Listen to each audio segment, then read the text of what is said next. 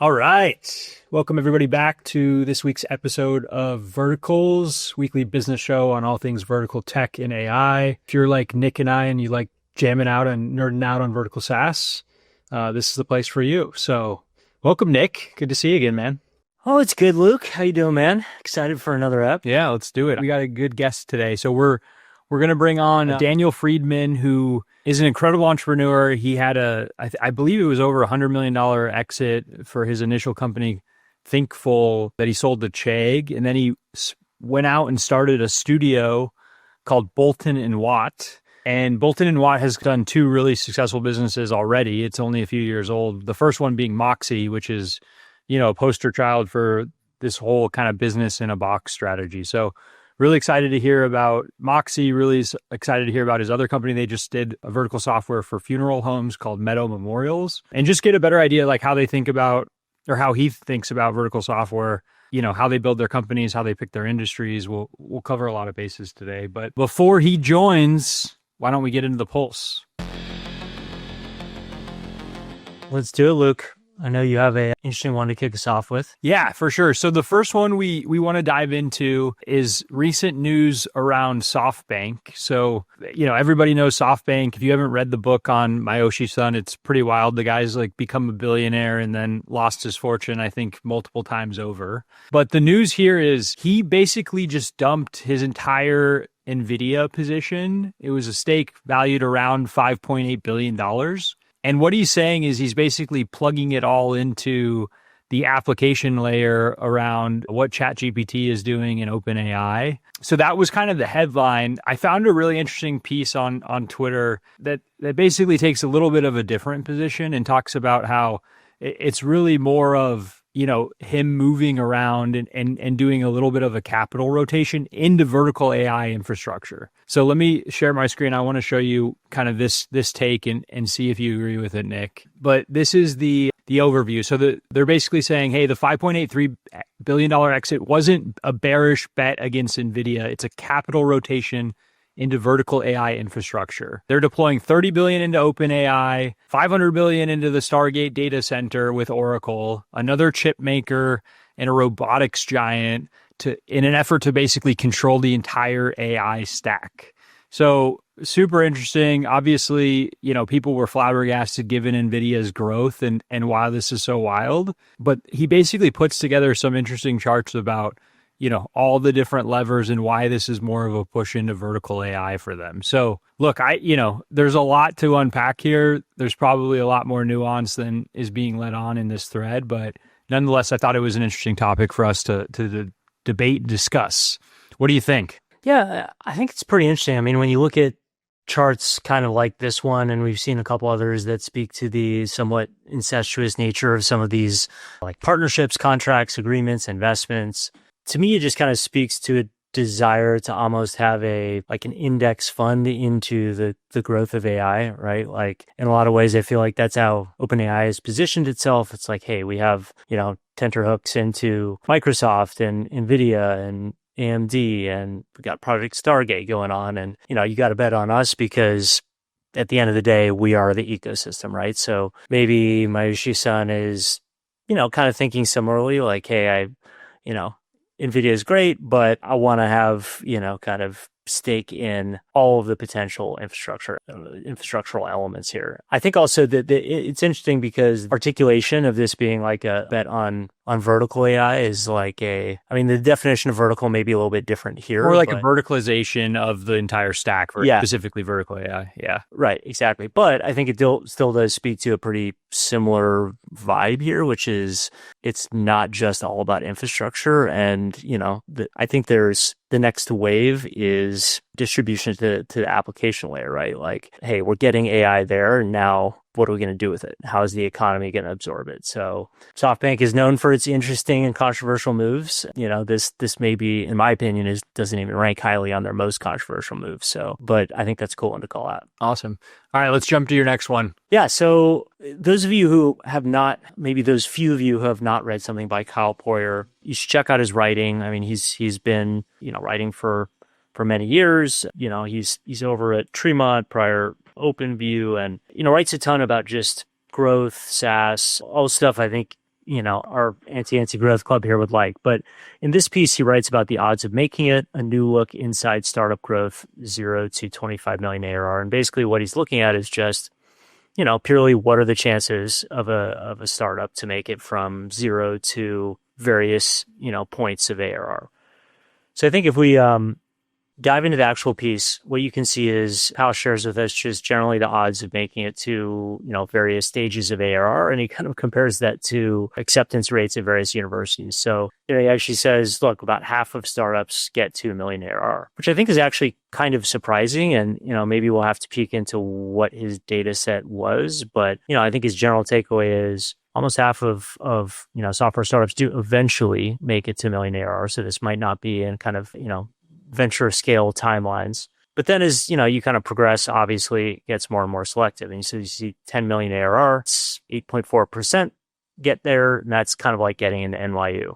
25 million ARR, that's like getting into Caltech, which is, 2 or 3% acceptance rate. So I think it's just an interesting reminder that we talk about a lot of companies that hit 50, 100 million ARR. And I think it's just a good reminder of, how truly rare that is and how much of a, power law business both starting startups and investing in startups really is. I personally think, and Luke, I want to get your take on this. I think it's also an interesting commentary if you're looking at kind of the percentage chance to get to 1 or maybe even 5, that sometimes there's not that much you can actually read into 500K ARR, a million ARR, even 2 million ARR.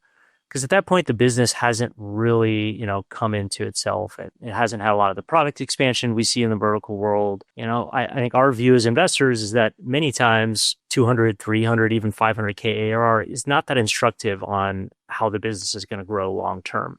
I think we've also seen kind of flavors of this point in the fact that a lot of the very early vertical AI breakouts actually started earlier than you would think. Actually took a couple years of wandering in the forest before they got to their breakout growth point, right? Or were not AI native and then found it later. I think we've talked about, Elise or even up.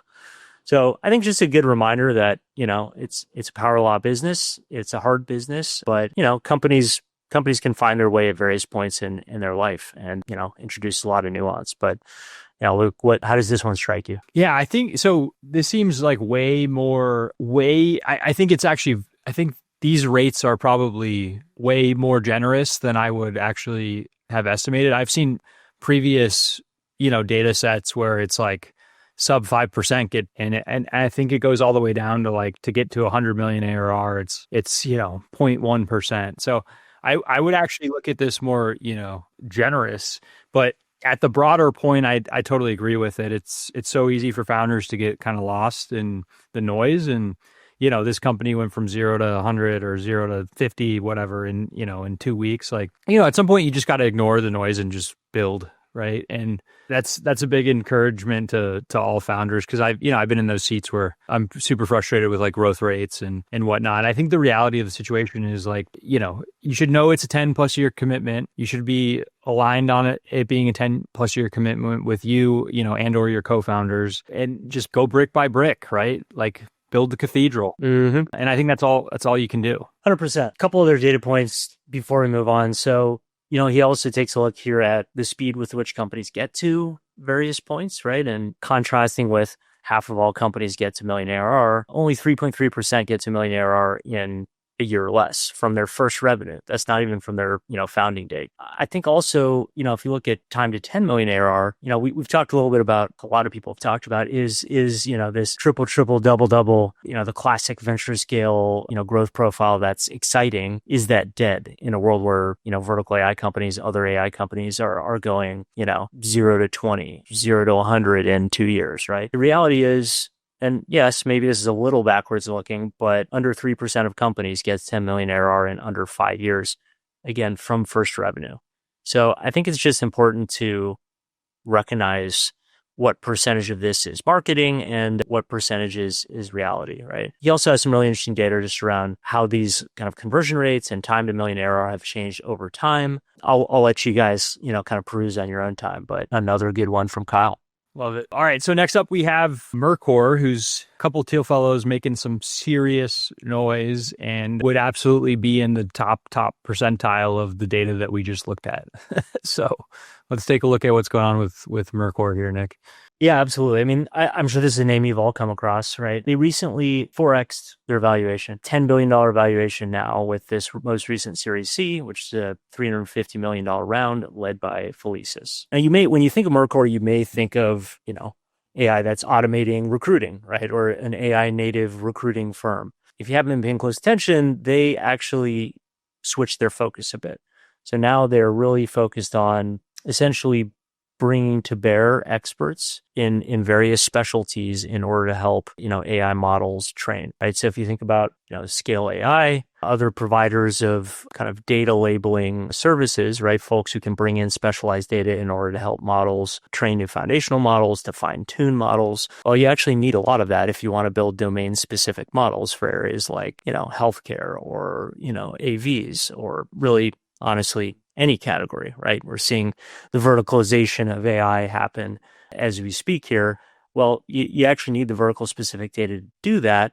And it's important to remember that, what LLMs are really good at, which is, just conversational language, there is an unbelievable amount of public domain data in order to train just natural language, right? It's everything that we've written as humans. And, you might even say video as well, right? That is not the case if you're looking at, hey, we need to, look at, kind of radiology reports and determine if someone has, a troubling development or an abscess or a cancer or whatever it is, right? You need that domain specific data, and that is harder to get. Sometimes you need that data actually labeled by experts, right? And so that's, in short, what Mercor is positioning itself is as an infrastructural layer to this, bloom in, kind of application layer AI. And a lot of it, because of this kind of expertise point I mentioned, is vertical. So pretty interesting development. Look, it's obviously working for them. So, data point here in this TechCrunch article, it's on track to hit 500 million ARR faster than Cursor or AnySphere, the company behind Cursor. And by the way, Cursor got there in a year after launching its core product. So basically it's grown pretty quick, lots of revenue. Yeah. What do you think about this? I mean, I'd be curious to get your take on just, the shift to AI infrastructure certainly seems to be the hot thing to do right now. Yeah, I mean, I think I'm just fascinated at what this business has accomplished like in such a short amount of time, and I think the three founders are like 19 or 20 years old. So first off, huge hats off to them and what they've done. On the kind of pushing back a little bit, like I have a friend actually who has a ATS company. I have another friend who's, kind of building in and around this space. And, they've kind of told me it's much more of a talent network and a talent marketplace and almost like a massive recruiter at this point. And they built like a really strong pipeline of access to folks that can do a lot of the kind of the underlying AI work that happens behind the scenes. But they've all told me this is not like a technology company. This is absolutely a services company. And the fact that it's getting valued like a technology company, they personally disagree with. And obviously they're competing. So there's probably some bias there, but Scale AI was more of a services company and got valued like a tech company. So I wonder where the line is.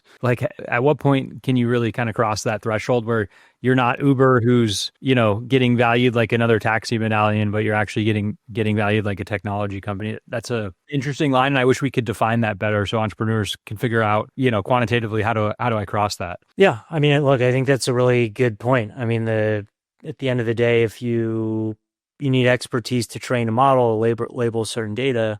I mean, look, if you're Meta, if you're OpenAI, that may be part of what you fundamentally do. So you're always going to have a need for that. But at the end of the day, that is a service, and that is not necessarily a recurring need, right? I mean, honestly, in a way, you could even say a similar thing about the original focus here, which is recruiting. Now, if you sell software into recruiters, that's an ongoing need. If you sell into recruiting agencies, that's an ongoing need. If you're actually the service yourself, then you're subject. Look, I think services in an AI era is like the strongest moat with the most validity right now. I've heard a lot of noise around what is a moat, and I actually think a lot of people should just leverage services while a lot of this AI stuff is getting figured out. And you can, ideally over time, you can build like agents to automate a lot of the human layer of those services. And maybe that's where the line is. I guess I want to disagree with that a little bit for a second. Like, as a wedge, I totally see it, right? It's very simple.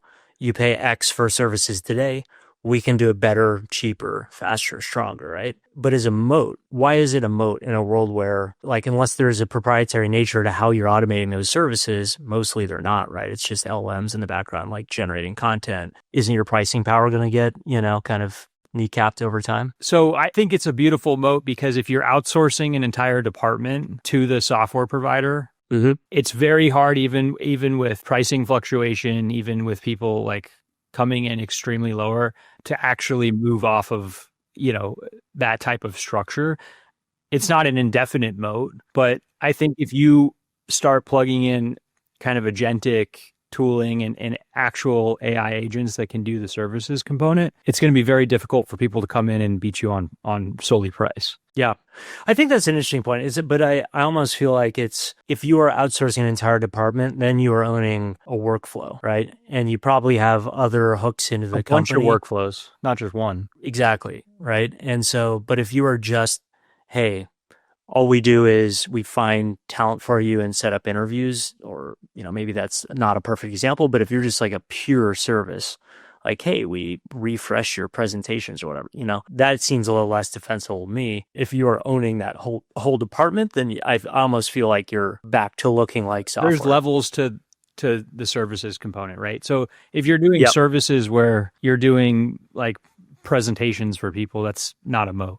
But if you're actually, I'll look at like education as an example. My last company, we had financial aid services where they were literally outsourcing, they'd have to hire a bunch of W-2s to process, basically student loans. And with this structure, they were able to spin it up and have that power. And so even from a pricing standpoint, if someone comes in much lower, like it's going to be very difficult when you have a whole department offshore. So there's levels for sure. It's an interesting one. And $10 billion valuation. We'll see how it plays out. All right, cool. Shall we move on? Yeah, so let's do one quick one before Dan hops on here. I think it's just a good kind of wrap up here. So I love this post. So Todd, friend of the pod, founder of Broadloom, sold it to Syncly, dropped a beautiful LinkedIn post that I wanted to call out. So he's basically talking about, hey, OpenAI is not just building ChatGPT, they're building everything.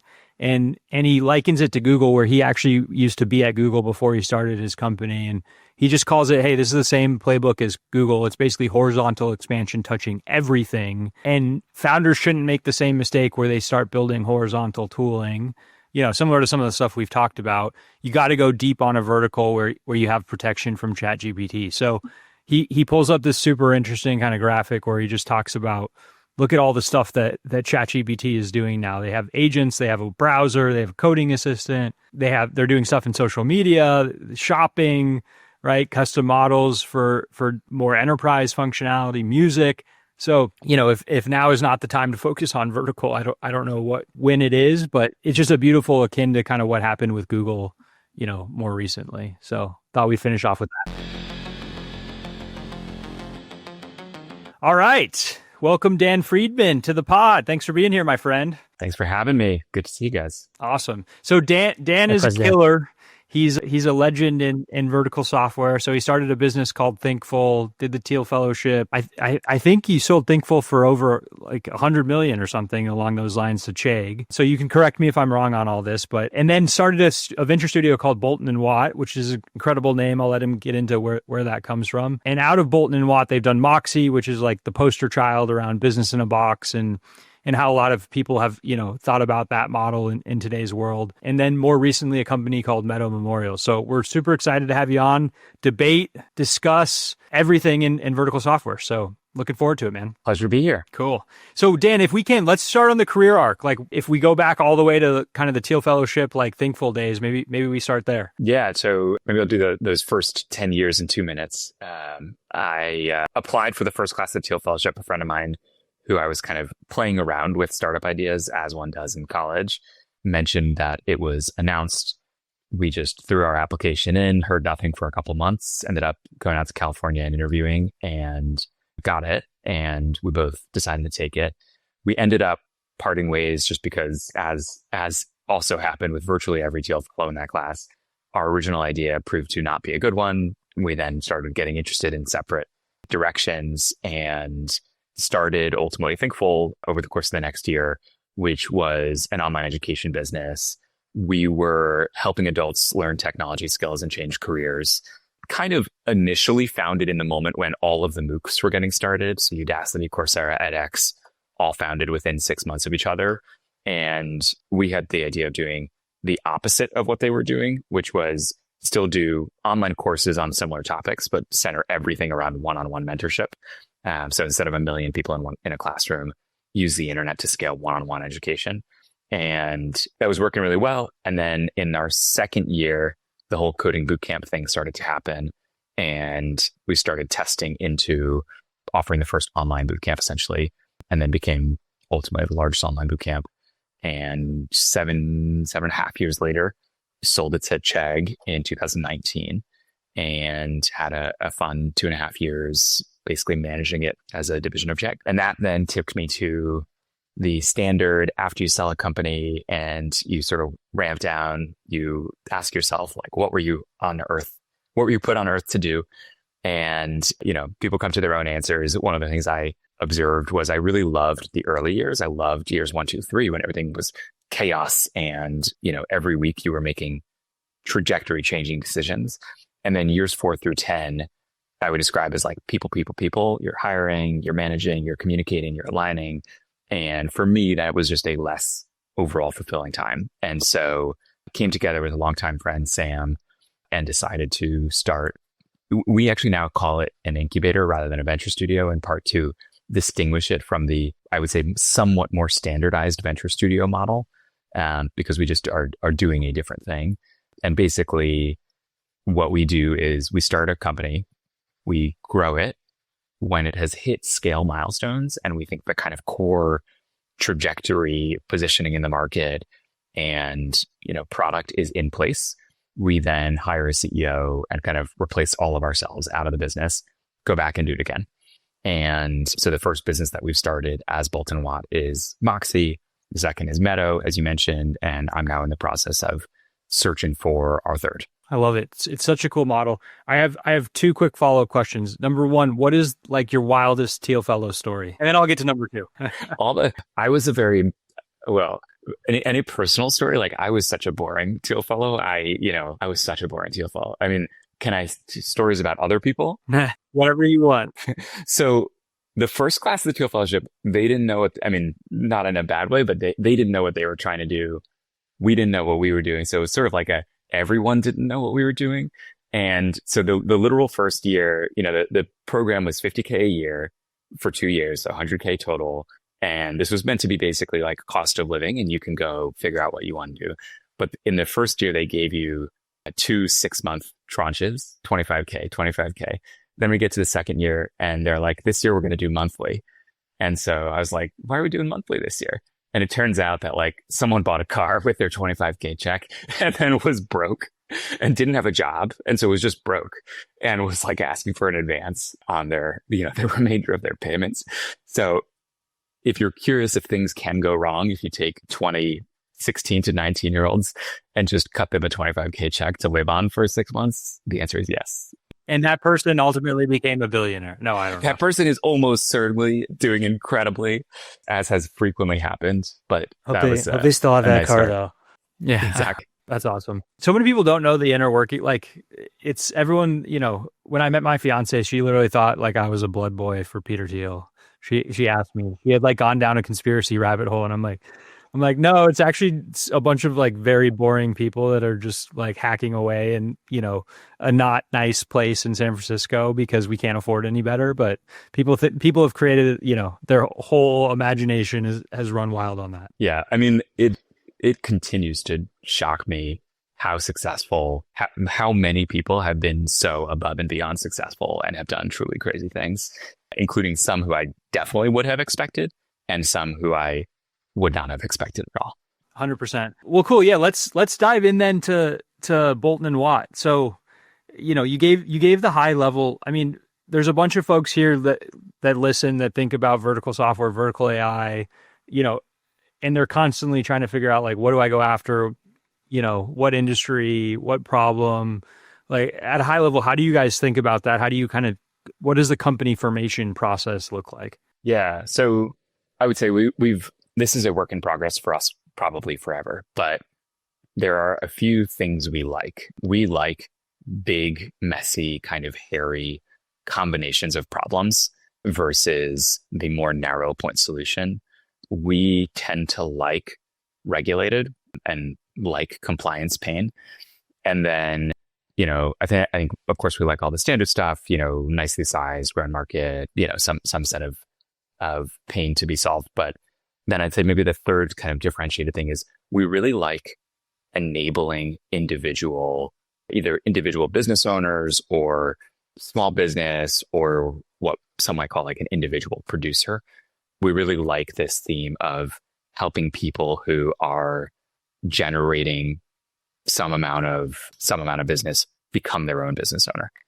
So that is something that, to the degree we can ultimately find multiple businesses that fit to that theme, it's something we built real expertise in and really love. Dan, to what extent is that? I mean, obviously there's just kind of like a good feelings aspect to it of like, hey, someone's kind of trying to succeed and you can help them. But to what extent is that also, the kind of classic Clayton Christensen, like, it's tough to go in and sell a new ERP system of record, whatever, to existing players. So if we start from the ground up, we can do it all, right? And kind of get that wedge into business early. There's definitely the feel good side. It's fun. And then I think there's a little bit of a why now to it, which is that it's possible to provide, if you think about all the services that individuals get from a company, that can be provided more and more by a outside platform or managed service provider or whatever sort of name you want to use. It's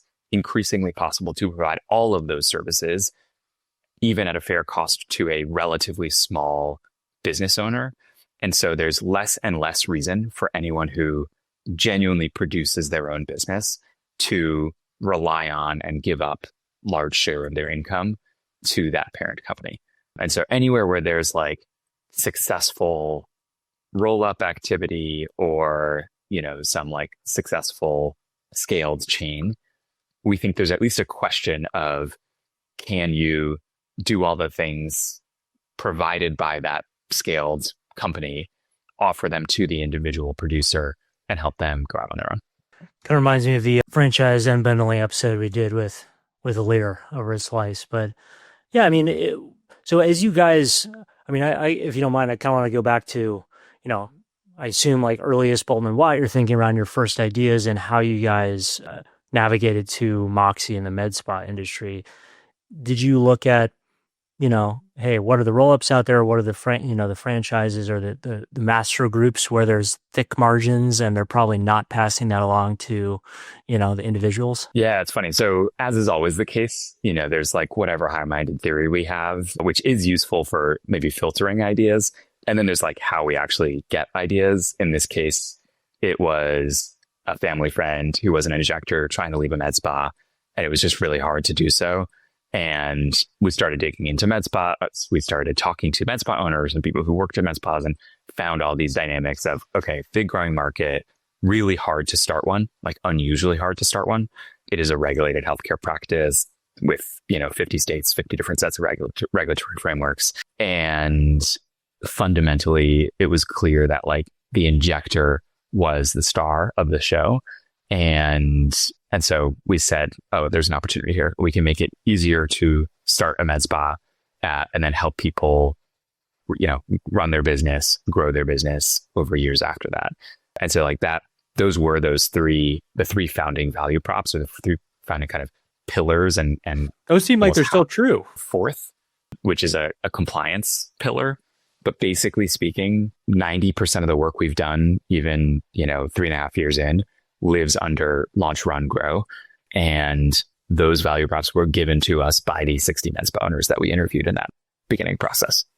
So as you went through that initial customer discovery, what were the pain points that really stood out? Yeah, I would think in this case that like physical location real estate would be a big blocker, but I'm sure there were a ton of others. Like what stood out as you thought about what should our first products be? It's funny. I think companies are defined as much by the things they choose not to do as the things they choose to do. And so real estate was an open question at the beginning. And we made this choice. We basically said, man, everything's going to be a lot harder if we're taking care of their real estate. Let's see if we can succeed without doing that.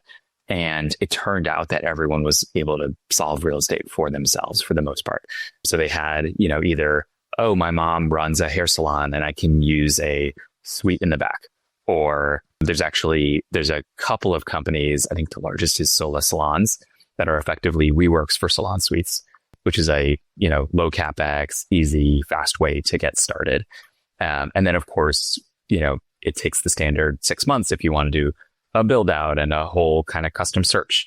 And we've seen customers mostly start in that salon suite fast solution, and then many over time ramp up into what we would consider like a full retail location. So that was the most important thing we said no to at the beginning. That still to today is like we do only relatively lightweight real estate support. The core things we heard on those calls, the core themes were it was expensive, complicated, and slow to launch. It was people's businesses were growing, but they didn't know how or why or what they should do more of to grow faster. And the businesses themselves were like quite complex. So, in our terminology, it's like this mix of basically low capex, high retention businesses, which is generally speaking the injectable business, alongside this like high capex, more one-time package, but large high margin package sales, which is basically the device-based treatment.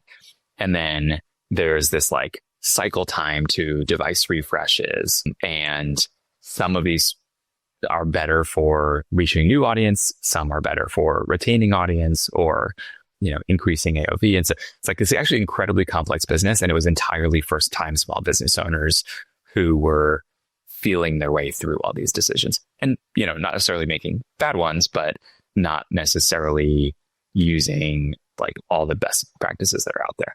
And so that became that Bounding 3 launch, run, grow. In launch, which was really our wedge, we effectively set out to build like the Stripe Atlas for MedSpas. How do you make it easy, fast, cheap to follow the default path? And, of course, use your own lawyer and real estate person and whoever you want to use. But like there's a way to just follow the steps from A to D and end up with like the most down the middle, what most people would want, compliantly formed med spa. So when you guys first got in there, you see the med spa industry, which at the time when you started was relatively new. I mean, it was probably, I don't know, a couple of years old, and now it's very much a staple. But what was it that you saw or heard that said, we're going to actually go out and help? And I thought this was genius when I saw this. It was like, we're actually going to go help people launch a med spa, go find nurses or folks that have the necessary credentials and license and actually help them launch,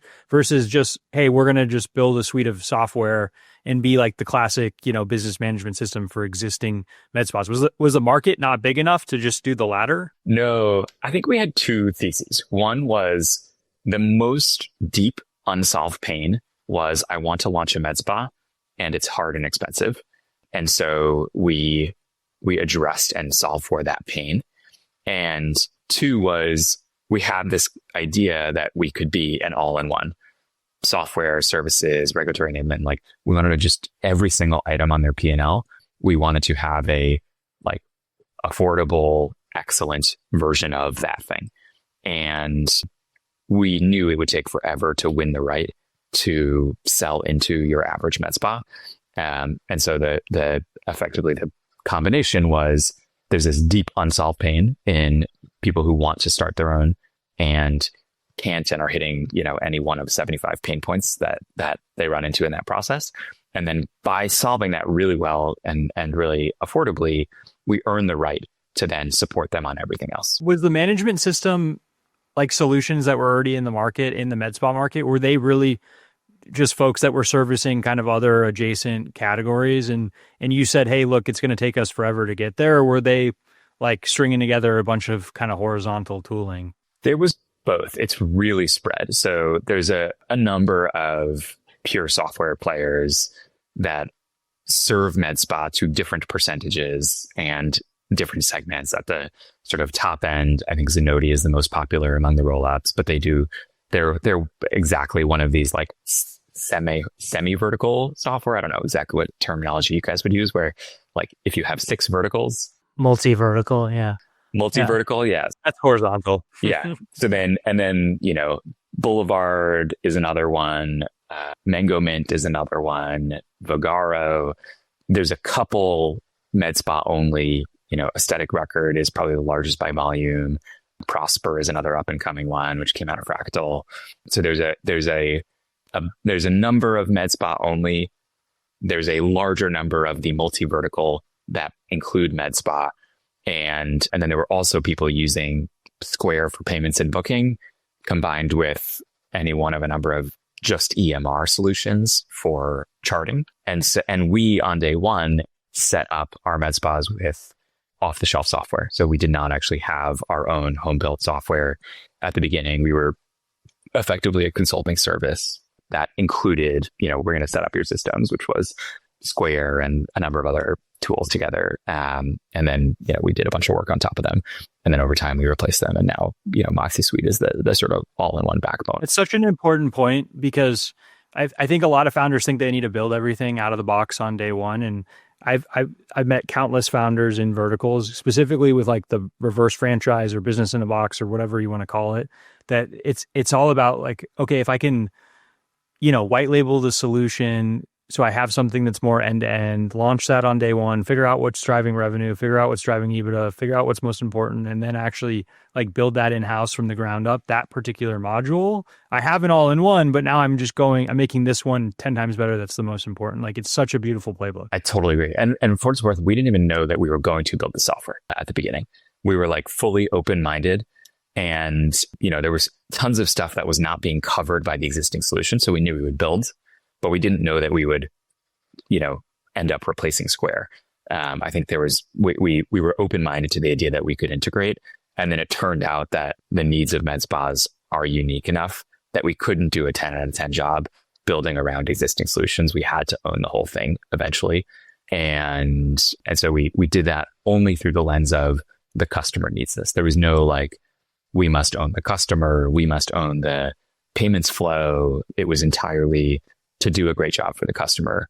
We have to replace this. How did you validate that latent demand for practitioners to spin out, right? Because the market may have been more nascent, but I would say the market was still probably close to 10 billion. Like it was there, but part of the bet is, hey, this is a growing market and we think more of it's going to be independent. Was it just like, look, it's growing fast. We've talked with enough, injectors that want to leave. We're just going to do it. Yeah, we did like the most, 15-year-old proven method, which was we put up a landing page that reflected our best point of view on the value prop. We started running AdWords against, literally I built our AdWords campaign and, I'm not an AdWords expert by any stretch. Ran it against the most obvious stuff. And we started getting high quality calls that way. And so we then started visiting some of those folks in person, and the customer pull was just there. It was just unsolved and there to be done, which is for us, the thing that gets us from we think this can be a business to we're going to build this. And, we're always just looking for that customer pull. I think I like the midwit meme, the one with the hooded guy on the right and the sort of like overthinking it in the middle. And, there's like 75 different questions you can ask, but fundamentally, I think it's hard to outsmart the YC truism of just build something people want. And like, you can figure out all the strategic positioning and, the 74 other questions over time and later. And it was so clear and so obvious we had something people wanted. So you got started. How did you figure out? Because in a way, I think this is kind of still early in the, whatever we want to call them, like startup MSOs or, business in a box. How did you figure out how to align value, right? Because in a lot of ways, you're incredibly valuable, but it's not really SaaS. And, these are new businesses. You can't tax them too hard. Yeah, for sure. So I think we knew that a line for us was we wanted to make sure our customers were more profitable because they were using us than if they tried to self-assemble all the different solutions. And at the beginning, especially because our customers on day zero are pretty small, it's a relatively easy hurdle to clear because, if you're a 10K a month type of business, like all the different solutions that we offer are actually quite expensive to assemble. And then that, of course, becomes a harder bar to clear as our customers got larger. And so that just meant that we have to deliver more and more value over time. But basically, we came to a percentage of revenue pricing. We've toyed with percentage of profit, but profit is too much of a movable, gameable number. And so came to just a flat percentage of revenue inspired by like a variety of inputs. There were some early companies around doing similar types of things in other categories. And, on the low end, there was like 6 to 7% numbers. On the high end, there were 20 to 25% numbers. And so we started with 9%. That remains where we are today. We now have enterprise tiering where, that number goes down as you get to real scale, because we have customers doing, $5+ million a year at this stage. And so then that 9% basically worked. The retention's got to be crazy. Yeah. Actually, I should say it's interesting.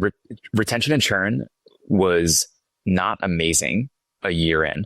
And I called a couple of people. Like I talked to someone who ran Booker inside of MindBody, and he was like, tell me about your customers. I was like, okay, so the MedSpas, really the smallest ones, micro SMBs, new businesses. And he was like, oh yeah, in that segment, we saw 3 to 4% monthly churn. It just is what it is. Some of them graduate into the other segment, but like there was nothing we could do. They go out of business at high rates. There's like tons of turnover. Yeah. If they make it to a certain point, they never leave. But that first, 12-month cohort where they're just naturally going through like the out of business cycle that, every entrepreneur faces in every industry. There's some of that. But I also felt that, we were still developing our services. We were still early on the software curve. And I was kind of like, our churn should be way lower than that. It's just easier to switch out Booker or MindBody for another solution than it is the all-in-one. If we're doing enough of it and well enough, the hit to your profit should be so large if you leave us that you really shouldn't leave us. And so we just made that the top company focus. We added a bunch more software and services. We improved things that were only okay. And now we're at gross retention for this year is pacing to like between 95-96%, and the net is like 140 plus or something, because the businesses grow really nicely. World-class retention now. Yep. Yeah. And it's almost unfair because we're percentage of their sales, they grow really nicely. We grow directly with them. But it took time to get there. Like that's important for every entrepreneur. I went through a similar thing. Like I didn't get that high, but I got to like 90 and like 110, I think. And man, there was a time where I was sitting at like 85% net dollar, and it was scary. It's hard. I was like, oh my God, are we going to be at, 75% for the rest of our lives? That's like a hard thing to build. And turns out we didn't have to. And like, it was correct to solve that problem. So what product wise, what was most key to that? Like why, setting aside, hey, my business didn't do well and I had to go out of business. What were the main reasons people leave, and how did you guys kind of solve that, right? Yeah. Yeah. So I think one of my strongest opinions coming out of Thinkful was I needed to go way more narrow in the niches that we were focused on. And even within MedSpa, like we needed to focus on a very, very narrow subset of the persona. The experience of this at Thinkful was, in the early days, we had like the most popular high-end intro to front-end development course. And then suddenly one day, someone launched front-end development for marketers. And then a couple months later, someone launched front-end development for designers. And each of these just like sliced away, 10 or 15% of the audience we were winning, because 10 or 15% of our audience was marketers, and another 10 or 15% was designers. And of course, as a designer, you'd rather buy the course that is marketed specifically to designers, where all the projects are for designers. The curriculum is kind of tuned to your use case. And it was like totally impossible to be best for everyone as the biggest. You just had to seed that ground and then pick some like micro monopoly ultimately. And ultimately what we made work was found some micro monopolies and kind of stacked them on top of each other. And so I think where every time that Moxie has had churn moments has been when we're in the process of taking the next step up market. And so our first customers were new med spas opening from scratch that were pretty new to aesthetics. So they probably had not worked at a med spa for 10 years and tried a few different systems, had a whole bunch of different versions of all the support services. And then we expanded into new starters who did have that level of experience in aesthetics, and they had higher expectations for everything. They had more demands of the software. They had more demands of our services, and it just took us some time to ramp up and meet those. And we had some churn in that time. And then and at the same time we were doing that, we were also expanding states. And, we didn't realize at first how different the state by state regulatory machine was. And so we started broad. We were not amazing when we were broad. After 3 or 4 months, we figured out, oh, no, we need to be in like 2 states. And then we were in 2 states for a while and slowly expanded. Now we're in like 35 or 40. And so basically like every single thing we did was only okay at first, and then just took time to get to great. And every time we expanded personas, we reset the clock on, okay, we may be missing some things for them, or some of the expectations may be yet higher. And so there's just another hill to climb. And we've gotten a little smarter and more thoughtful about it. But as we're expanding up into what we're calling like the enterprise segment, which is still SMB, but enterprise within the med spa world, we're going through this journey again. And like we just surged a bunch of product and engineering because there's a ton more to build. I'd love to pivot for a second into go to market too, because you have this interesting kind of GTM motion where you're going after folks that aren't, you're going after folks to start a med spa. Now, you've evolved enough to where you can go after folks that already have one and just build, sell them kind of the full suite of services. Like, how do you guys think about that? How do you divide it up? Like, what do ACVs look like? What is the motion? Is it outside? Is it inside? Like, and how has that, I guess, evolved over time? Yeah, for sure. So the initial thing that we figured out, which was we have a good value prop for new starters and we can just run AdWords against it, ended up working as like the majority driver for multiple years. And basically speaking, the way we thought about it for the first long stretch was we're pouring all of our energy into building this complex web of software and services that is differentiated by virtue of how much it does and the depth of integration across those things. And because we're pouring all our energy into that and we're differentiating on the all-in-one basis, we need to have a much, much more efficient go-to-market. And so we were nearly 100% inbound for our first 3 years. Wow. We experimented a little bit with outbound, but if you think about the new starter persona, there's only so much outbound you can do. You can, of course, do outbound to everyone who works at a med spa. That's like the sort of the most likely pool. But those people are only, on some regularity thinking about opening a new one. It's actually easier, we found, and we had an easier time cracking inbound across the bunch of different channels and steps people go through when they're looking to start a med spa.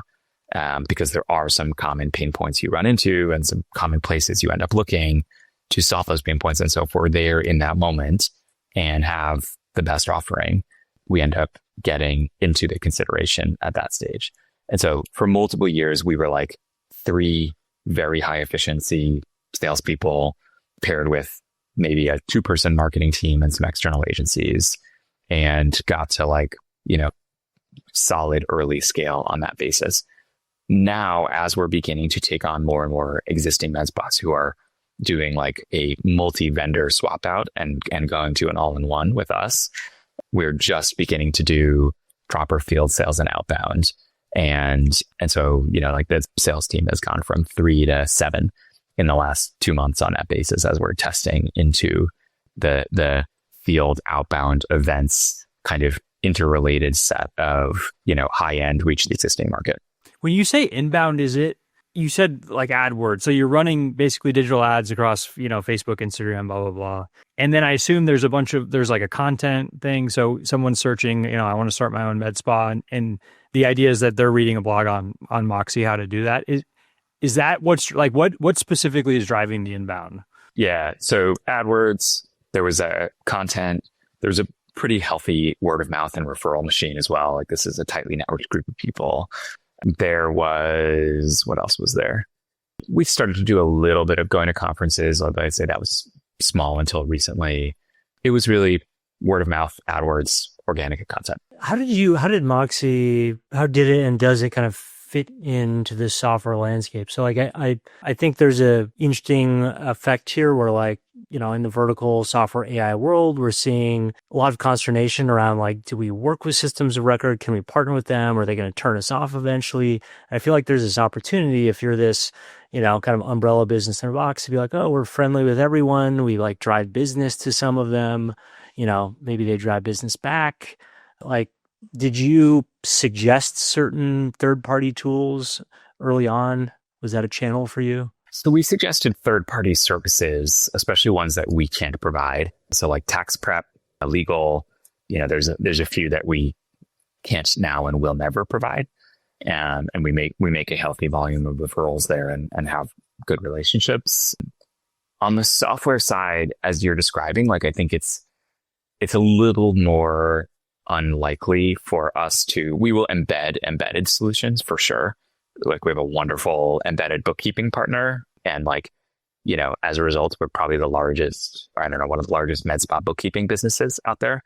But for something like, so I think we could pick a vendor for a solution, but we're not really referring out. Anywhere where we're referring out, probably over time, we will either need to embed it or we're going to build to replace. Yeah, no, that makes sense. But I guess like early on, well, maybe let me clarify this. Do your clients like procure software themselves, or are you always doing it for them? At this point, the vast majority of our clients only use Moxie software. I got it. So did you just have to build into that? Like early on, I would imagine. Yeah, early on, yeah, we set up 2 to 3 systems for them. Okay. And then one of those was Moxie and one was external, and then both were Moxie. And, you know, there are moments every time something like the sort of AI receptionist wave pops up, I kind of figure someone's going to be faster to market than us. There's going to be some startup that ships it first. And what we have to be is fast enough that we're not hearing from our customers that they want to buy and integrate this external thing. We have to have our own version that is as good and free or lower cost. Yep. So today, if you guys, let's say you have a client who's like really successful, right? Their business just totally pops off. They're growing like crazy. They get more sophisticated. Maybe they get a CFO who knows what they're doing. Do you ever get like, hey, I mean, we're giving up 9%. We're pretty sophisticated now. Like, is that a worry, or is it just so tied in? No one even wants to think about it. Yeah, so we actually we think about that obsessively. We have what we call a value calculator, which is, there's both an internal version and a MedSpa facing version, anytime they want to look at it, which basically says, what would it cost you to self-assemble all of the solutions that you're getting? And our goal is that it would cost you twice as much to self-assemble as to get it through us. So if you go buy all the different, you know, points, not necessarily point solutions, it's some mix of platforms and point solutions, it should set you back. And anytime we see that that's not true for like well over 90% of customers in a given segment, we think of that as like a 5-alarm fire. That, you know, we're not delivering enough value to the customers in that segment. There's more we need to do in terms of driving savings, delivering new value, helping them avoid purchasing some incremental service or software. But it's got to be the case that even though they sign a contract with us, they're staying with us because it would set them back to leave. Okay, founders, if you're listening, rewind about 45 seconds and listen to what Dan just said like 5 times over, because the ROI calculator, internal and external, is like the biggest unlock ever.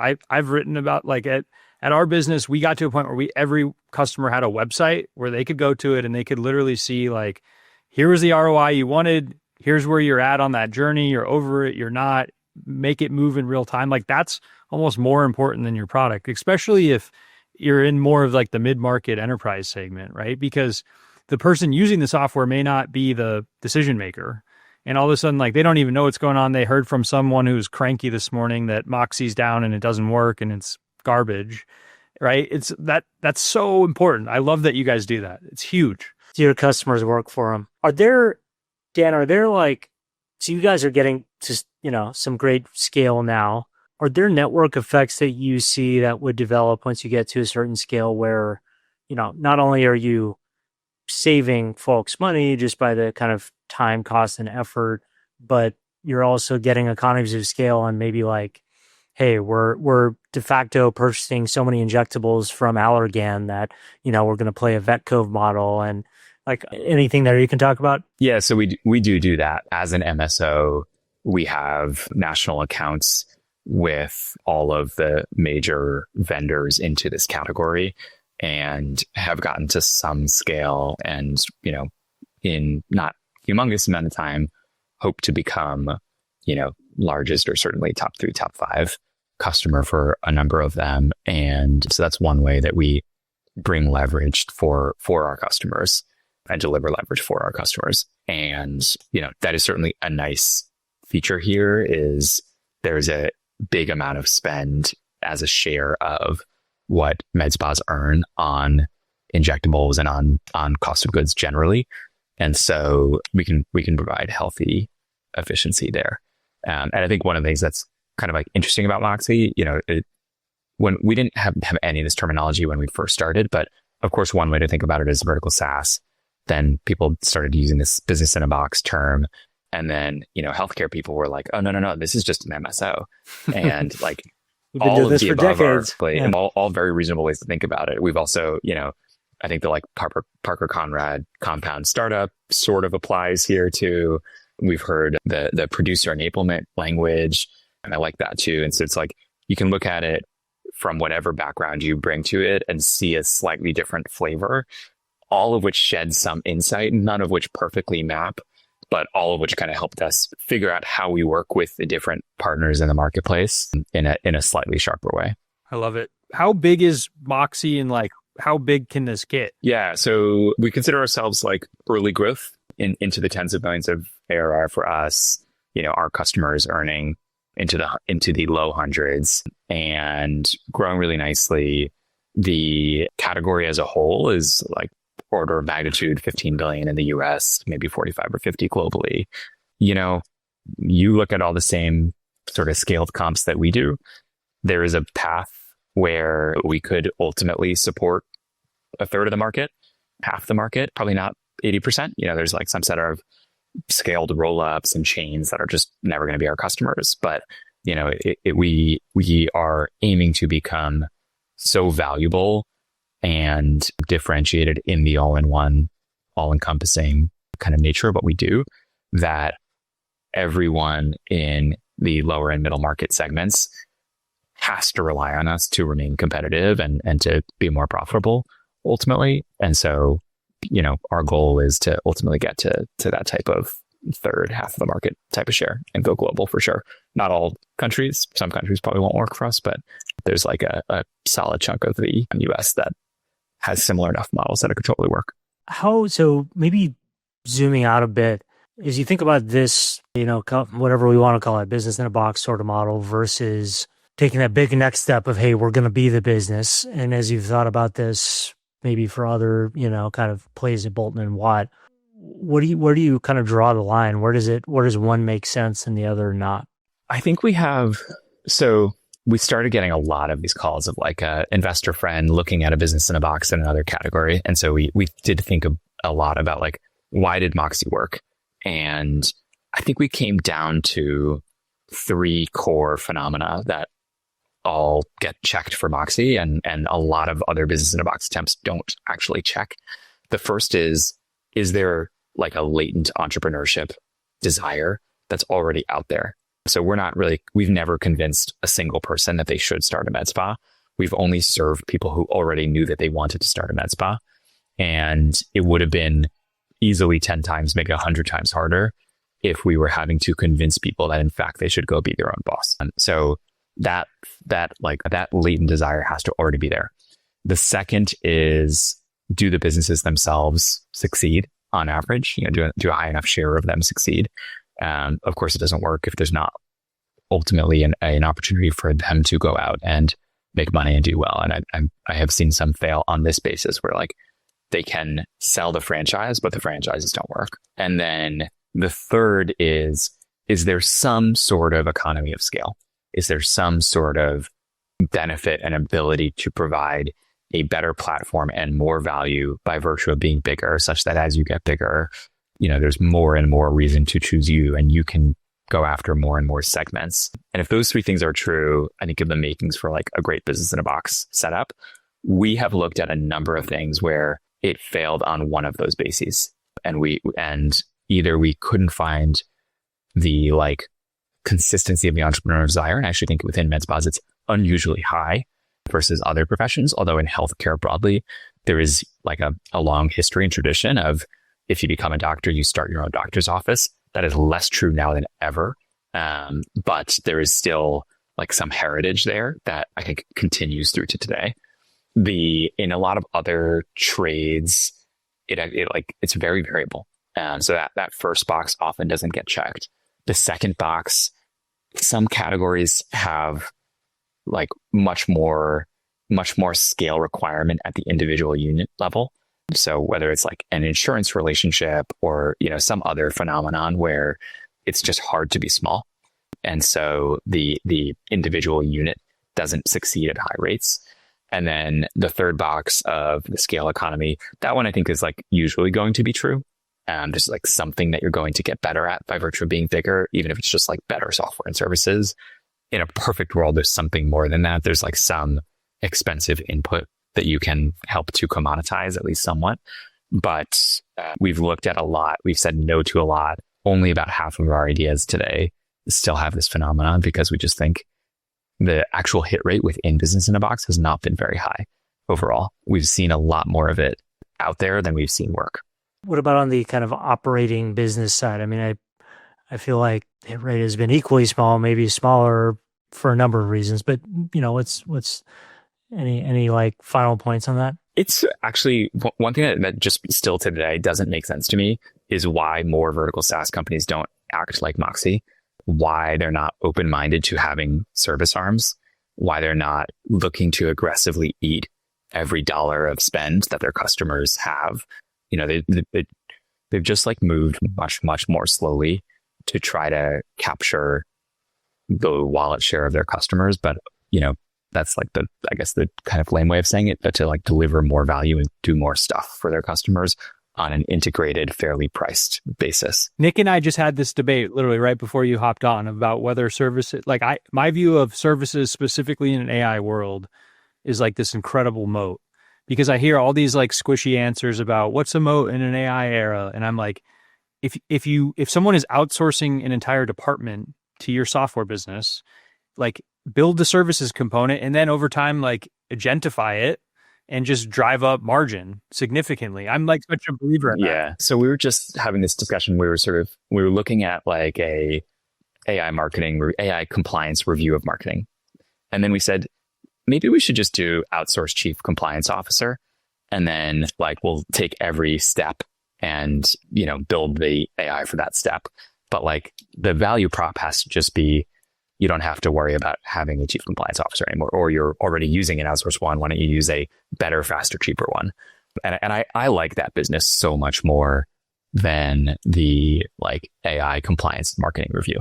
That's our style. Yeah, I'm with you. Just massive, deeply embed, massively high retention rates. I mean, I think it's such a good point that so many VSaaS companies are so scared of services. And I get it, because when you're in a board meeting, they're like, don't do services. It's only 1 times revenue. And if you do software, it's 7 times revenue. It's like, yeah, but if that component drives 20% higher retention rates, like if it drives higher retention, if it drives larger gross margin per customer, even if like it's just higher retention and people use you for more, like that alone is good. We do a lot of the add-ons on a break even or even a money losing basis.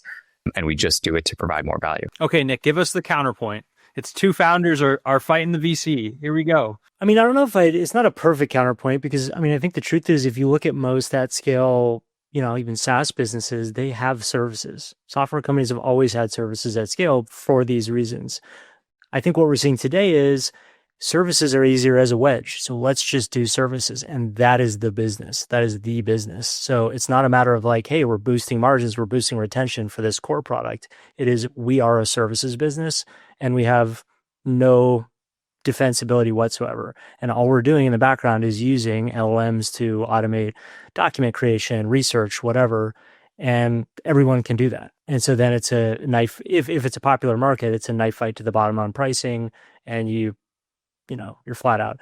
So it's kind of like Totally be services businesses. Exactly. Yeah. That's what it comes down to. And like you would say chief compliance officer, like the AI chief compliance officer is too modifiable ultimately. I mean, well, for one, I would say like to do this whole like let's be the department. It had my sense is it would have to be something that can actually be like pulled out fully. And I think there are a lot of spaces where that's not the case. Like, let's say you're a lawyer, right?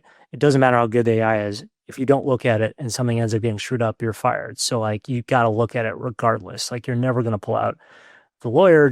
Not never say never, but like I don't think we're that close to pulling out the lawyer for a lot of those reasons. But I think if you are pulling out a function and then you have elements of what you're doing that are super proprietary, then great.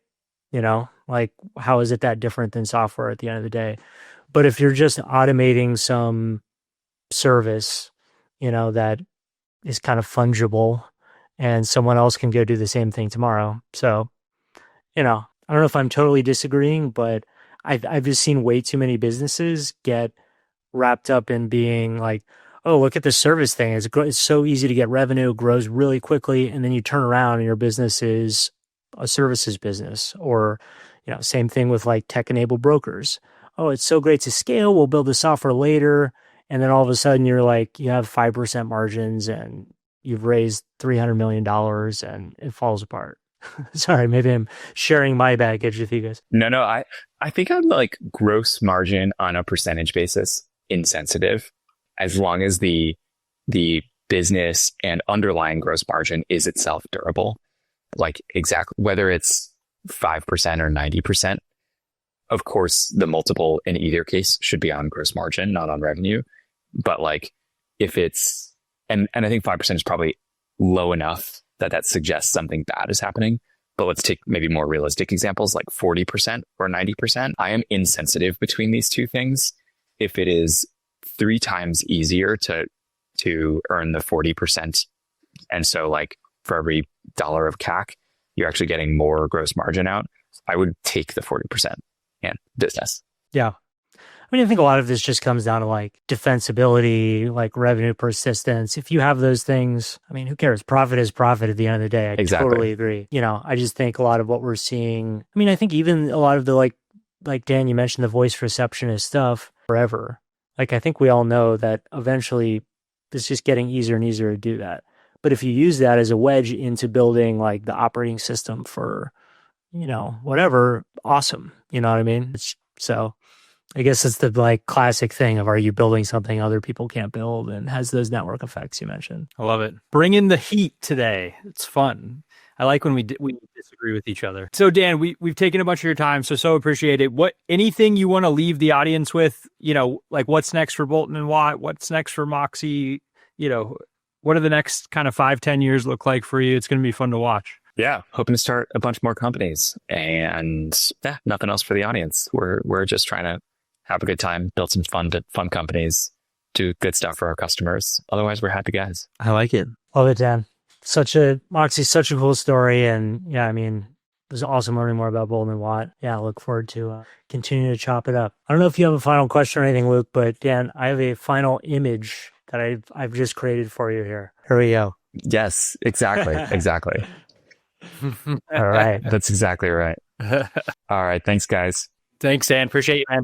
And as always, a quick shout out to Paraffin, our partners who make verticals possible. They provide ready-to-launch financial products that help vertical SaaS companies, maybe like a lot of you listening, grow retention, TAM, boost revenue. Founders, check Paraffin out if you don't know them. They're great partners to us and, an incredible company. So thank you, Paraffin. And thank you for tuning in. We're looking forward to seeing you next week, and have a good one.